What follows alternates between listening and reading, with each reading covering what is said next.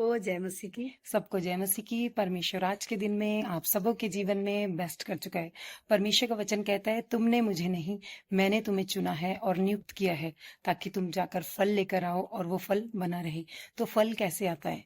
बीज से। जब हम बीज को खेत में डालते हैं तो वो एक पेड़ बनता है और फिर फल लेकर आता है। तो वैसे ही हमारा जीवन एक आत्मिक क्या है?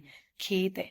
और उस खेत में वचन के बीज को जब डाला जाता है, तो जब हम उसे सींचते रहते हैं तो क्या होता है? वो एक पेड़ बनता है और वो फल लेकर आता है। तो जो भी हमारे जीवन में वचन को डाला जाता है या हम प्रार्थना में जो भी बोलते हैं वो एक बीज है। तो जिसके पास बिजनेस नहीं है या कोई बीमार है, तो वो क्या करेगा? परमेश्वर के वचन को बोलेगा कि यीशु के कोड़े खाने से मैं चंगा हो चुका हूँ। और किसी के पास बिजनेस नहीं है तो वो बोल सकता है, परमेश्वर आप धनी होकर कंगाल बन गए ताकि मैं धनवान हो सकूं। तो आपने मुझे बिजनेस से भी ब्लेस कर दिया है और कोई घटी मेरे जीवन का हिस्सा नहीं है। क्योंकि बीज जब बोते हैं तो उसकी भी प्रक्रिया है कि जब पहले बीज को बोते हैं और फिर क्या होता है, उसे सींचते हैं और फिर वो बड़ा होकर फल लेकर आएगा। तो वैसे ही जब हम वचन के बीज को बोते हैं, तो जब हम उसको सींचते रहते हैं तो हमारे जीवन में फल आना ही आना है। तो आप हमेशा उस बात को सोचें कि वचन को बोलें और उसी के मुताबिक सोचें, और फिर क्या होगा? वो आपके जीवन में दिखेगा।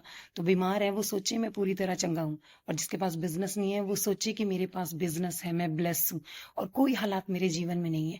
क्योंकि जैसा हमारे माइंड में चलेगा वैसा ही हमारे साथ होगा। तो हमें क्या है? बोलना है और मेडिटेट करना है वचन को अपने जीवन में, क्योंकि दिन भर जो हम सोचते हैं वही हमारे जीवन में होता है। तो जब हम वचनों से भरे रहेंगे, वचनों से बोलेंगे, वचन को बोलते रहेंगे, तो हमारा जीवन वचनों से भरा हुआ होगा और हमारे जीवन में वो वचन काम करेंगे। तो परमेश्वर इस वचन के द्वारा आपको बहुत ज्यादा आशीषित कर चुका है। आमीन, आमीन आमीन। आमीन।